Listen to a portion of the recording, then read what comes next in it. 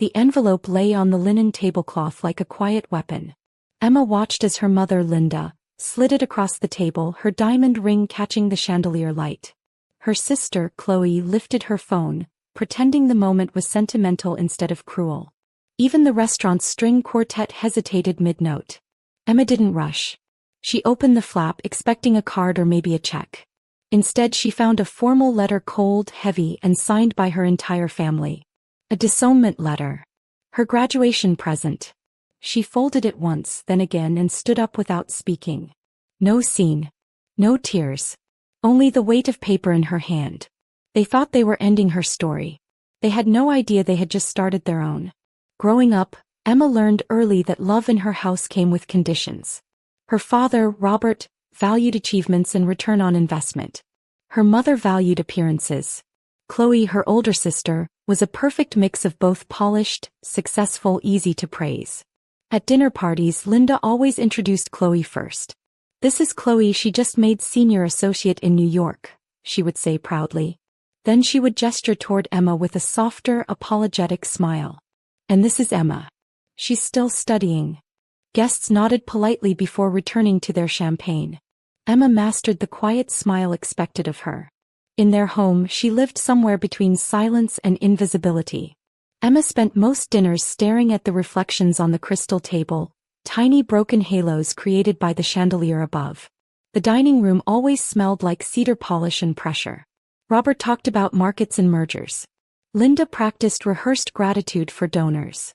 And Chloe floated through conversations with perfect timing, just enough laughter, just enough eye contact. Emma had tried to join in once or twice, but the way their attention shifted away told her everything. So she found comfort elsewhere. At night, she worked at a cafe near campus where no one cared about last names. "Extra caramel latte for Mark," she would call out. It felt honest. It felt real. One Sunday, after a long shift at the cafe, Emma returned home to find Chloe sitting at the kitchen counter with her laptop open while Robert poured wine. "We were just talking about you," Robert said, swirling the glass the way he always did when he was preparing a lecture. Emma raised an eyebrow. "About me?" Chloe didn't look up. "I just told Dad working in a cafe builds character," she said lightly. The message beneath the words was sharp. Emma laughed quietly, pretending it didn't sting. "I'm paying my tuition," she replied. Robert shrugged. "Degrees don't pay bills. Numbers do." He didn't even see her jaw tighten. After that conversation, Emma stopped trying to join their world. Instead, she observed from a distance, gathering her own quiet truths. There were moments when she still believed things might change, like when she received a national research scholarship. She had emailed her family the announcement, the press clipping, the certificate. She waited for something. Anything. 6 hours later, Linda replied with a short message. "So proud of you, sweetheart. We have a gala tonight. Can we post about it tomorrow?"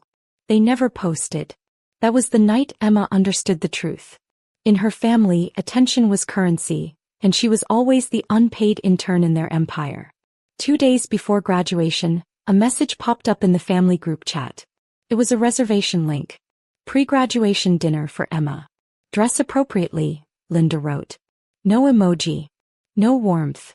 Just instructions coded in control. Emma clicked the link and felt her stomach twist. The reservation list read, "The Bennett family, Robert, Linda, Chloe." Her name wasn't there. Not forgotten, excluded. She stared at the screen until another message appeared, this time from Chloe privately. "Don't overthink it. It's just formatting." Formatting. Emma whispered the word to herself. That was exactly how they saw her. A variable that could be removed from the line without affecting the equation. That night, Emma sat at her desk staring out at the Chicago skyline. The city lights flickered like static, matching the noise inside her chest. Her inbox overflowed with congratulations and opportunities. Emails from professors, startup mentors, classmates celebrating her accomplishments. Yet none of it seemed to matter when the people who shaped her childhood still looked at her like she was unfinished work. She scrolled through old family photos, vacations, fundraisers, holidays. In every picture, Chloe glowed in the center while Emma stood somewhere near the edge, half lit, half seen. For the first time she looked at those photos and felt nothing but clarity. The hope she once carried quietly finally dimmed. The next morning, an email from the university brought a rare moment of stillness. Emma had been selected to give a short speech at commencement, and her mentor, Dr. Alvarez, had nominated her for the Young Innovator in Technology Award. The message ended with, "This is your moment, Emma. Own it quietly." Quietly. That word felt like steady ground under her feet, a place she recognized. She closed the laptop and looked around her apartment. For the first time she saw its order not as loneliness but as control. Her coffee mug lined up with her notebook. Papers stacked by color. The clock ticking in clean rhythm. Her life wasn't chaotic, it simply wasn't theirs. The night before the dinner, summer rain hammered against her windows. Emma brewed coffee and worked through the storm, her fingers tapping the keyboard in perfect sync with the rain. Every scholarship letter, every award certificate, every line of code, she had saved it all, time-stamped and organized. Her project with Ethan and Maya had grown beyond a school assignment. Their platform, Routeflow, helped small delivery companies optimize routes and reduce fuel costs. "This could actually change things," Ethan had said during one late-night call. He didn't know how deeply Emma understood the value of things that worked quietly, efficiently, without applause. The turning point came one morning when Emma ran a simulation that cut fuel costs by 12%. She stared at the numbers on her screen and whispered, "Proof." At the university startup showcase, Routeflow attracted a crowd. After her presentation, a man in a tailored gray suit approached her.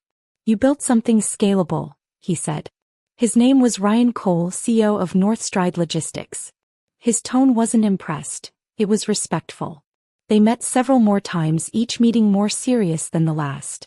One afternoon he slid a folder across the table. Inside was a letter of intent.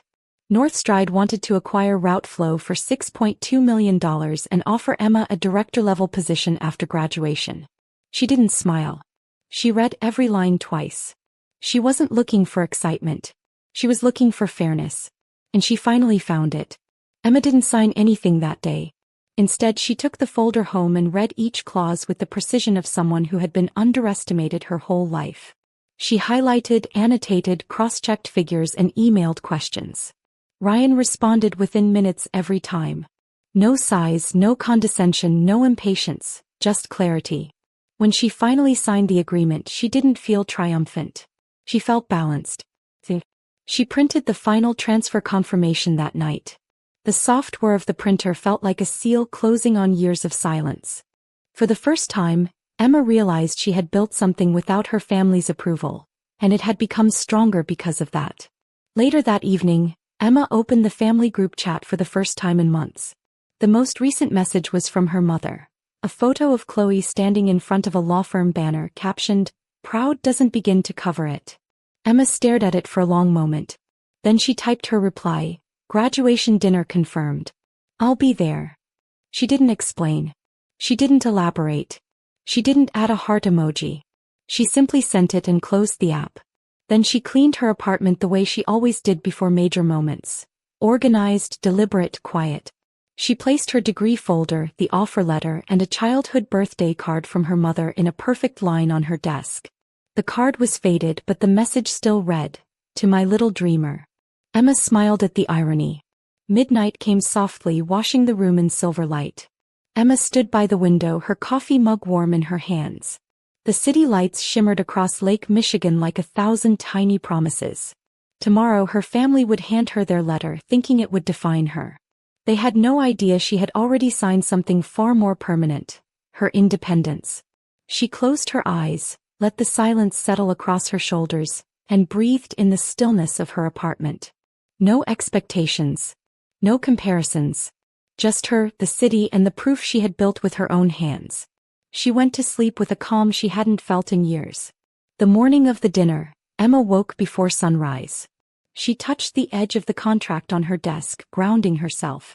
Today wasn't about revenge, it was about alignment. She dressed simply, a clean blazer, tied back hair, neutral tones. Not for them but for the record. She straightened the items on her desk one final time, aligning her coffee cup exactly 1 inch from the edge. Old habits, quiet rituals. When she locked her apartment door, the hallway felt different, lighter. She stepped outside and the crisp Chicago air brushed her cheeks. Her reflection in a passing cab window showed someone calm, prepared, unshakable. When Emma arrived near Maison Lumière, she paused outside. Through the glass, she could see chandeliers shimmering softly and her mother's silhouette shifting with familiar performative grace. Chloe was adjusting her phone camera, angling for the perfect moment. Of course she was. Emma let out a slow breath and walked toward the entrance. The hostess greeted her with a polite smile. "Bennett party?" she asked. Emma nodded. "They're expecting me," she replied. The hostess blinked, clearly noticing Emma's name wasn't on the reservation list, but said nothing. As Emma walked inside, she felt the familiar scent of truffle butter and expensive airs wrap around her. But this time it didn't make her shrink. It made her stand taller. Her family sat at the corner table, illuminated by a halo of chandelier light. Linda waved as if welcoming a long-lost daughter instead of the one they planned to cut off. "Emma, sweetheart," she said warmly, masking the tension behind her eyes. "We have something special for you." Chloe lifted her phone, smiling like she was capturing a proud family memory instead of a staged betrayal. Robert cleared his throat, his voice stiff. "It's time we all move forward," he announced. A server stepped forward and placed a pristine white envelope in front of Emma. The moment felt rehearsed, polished, an execution wrapped in linen and candlelight. Emma opened the envelope quietly. Inside was a formal document, embossed and cold. "We, the undersigned, hereby release and relinquish all familial obligations and ties with Emma Bennett." Signed by each of them in perfect loops. Her mother's script. Her father's rigid initials. Chloe's bubbly handwriting. A legal farewell disguised as a gift. They watched her, waiting, expecting heartbreak, anger, maybe a cracking voice. But Emma simply folded the letter once. Then again. And again. She set it beside her spoon. "Thank you," she said calmly. Chloe's phone lowered an inch. You're thanking us?" she whispered, confused. Emma nodded. "For the confirmation." Robert frowned, shifting in his chair. "Emma, this isn't meant to be." She cut him off gently. "A surprise?" "It's not." Linda leaned forward, voice tight. "You don't need to be dramatic, darling. We're just doing what's best for everyone." Emma tilted her head. "For everyone?" Chloe swallowed, unsure whether to keep recording. Emma reached into her bag and placed a neutral gray folder on the table. It matched the color of the suit Ryan had worn the day he handed her the acquisition documents. She opened it and turned it toward them. "Here's what's best for me." The North Stride Logistics letterhead gleamed under the chandelier. Beneath it, her name appeared in bold. Emma Bennett, Director of Data Operations. For a few seconds her family didn't breathe. The background quartet began a new song. Soft, slow, painfully appropriate. Chloe leaned forward, reading quickly. This is real," she whispered. Emma nodded. "The deal closed last week." Robert's jaw tightened. "You sold it?" he asked. Emma looked at him evenly. "No. I built it. Then I sold it." Linda pressed her hand against her chest. "Why didn't you tell us?" Emma smiled faintly. "Because you never asked." Silence settled over the table like a final verdict. Her father's wine glass clinked against the marble as his grip slipped for a moment. Chloe's phone slowly lowered until it rested uselessly on the tablecloth. Her mother's eyes darted between the contract and Emma, desperately searching for the girl she thought she controlled. Emma stood from her chair, smoothing her blazer. "You can keep the letter," she said, sliding their disownment document back across the table. "I already have one of my own." The words landed with surgical precision. Then she turned and walked away, leaving their perfect world trembling behind her. Emma walked toward the restaurant doors, the soft notes of the piano following behind her like a farewell she didn't ask for. At the entrance she paused and looked back, not at them but at the reflection in the glass. She saw her mother clutching the table edge, her father staring at the contract as if it had betrayed him personally, and Chloe frozen mid-breath. The world they built, polished, rigid, and cold, suddenly looked small. Emma stepped outside. The night air hit her skin, cool and steady. It smelled like rain mixed with freedom. For the first time she realized she wasn't walking away from them. She was walking toward herself. Outside, Chicago glimmered with late evening lights, each building humming with its own story. Emma walked slowly, letting the city swallow the weight of the restaurant behind her. Her phone buzzed, but she didn't look at it. Her heels clicked against the pavement in a calm, steady rhythm. The breath. Release. She didn't need to rush. Freedom never required speed, only direction. As she passed a bakery closing for the night, a worker waved at her through the window. She smiled back without thinking. It was the first unforced smile she had offered in days. By the time she reached her apartment building, dawn was beginning to stain the edge of the sky. The city was quieter now, caught between night's secrets and morning's promises. Emma took the elevator up to her floor, the familiar hum grounding her. When she opened the door, the stillness of her apartment welcomed her like an old friend. She placed her handbag on the counter and stared at the envelope they had given her. It looked smaller now. Almost harmless. She set it beside her framed degree and the North Stride contract. 3 papers. 3 stories. Only 2 were worth keeping. She made coffee, savoring the warmth in her hands. The steam curled upward, gentle and steady. Emma lifted the disownment letter one more time and felt nothing. No anger.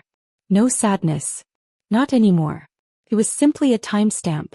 Proof of the exact moment she stopped trying to earn a place in a world that didn't want her. She slid the letter behind her degree frame. Not hidden. Not displayed. Simply archived. Like data. Like evidence. Like closure. Her phone buzzed again. This time she checked. It was a text from Chloe. Chloe, we didn't mean it like that. Can we talk? Emma stared at the message. The 3 blinking dots appeared, disappeared, then reappeared. But explanations didn't change signatures. They didn't alter intentions. They didn't erase choices. She turned her phone face down.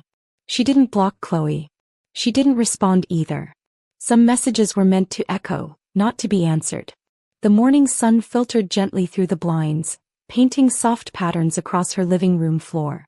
Emma opened the window slightly, letting in a quiet breeze. She breathed deeply. The air tasted like a beginning. She walked to her desk, running her fingers over each item. The contract, her degree, the neatly aligned notebooks. For the first time she saw not the proof of her success, but the structure of her peace. Everything had its place. Everything made sense. He smiled, small but real. Later that morning, Emma received an email from North Stride's communications team. News outlets had already picked up the acquisition. Interviews would begin next week. We're proud to have you with us, the email read. Emma leaned back in her chair, letting the words sink in. Proud. That word had never belonged to her parents. But here in her inbox, it landed softly without conditions. She replied with a simple, thank you. No explanations. No apologies. By noon the city's sounds grew louder. Delivery trucks rumbled. Buses hissed. Joggers thumped past her building. Ordinary life unfolded around her, unbothered by her past, welcoming her future. Emma sat on her couch and let herself feel everything the restaurant had denied her. Relief, release, and the slow unfurling of a life finally lived on her own terms. She had always been the quiet one. The overlooked one. The underestimated one. But quiet people didn't stay small. They just built foundations no one saw coming. In the afternoon, Emma decided to walk by the lake. The wind whipped gently against her hair, carrying the scent of the water. She watched seagulls glide over the surface, unbothered by the world below. An elderly woman feeding the birds smiled at her. Lovely day, isn't it? She said.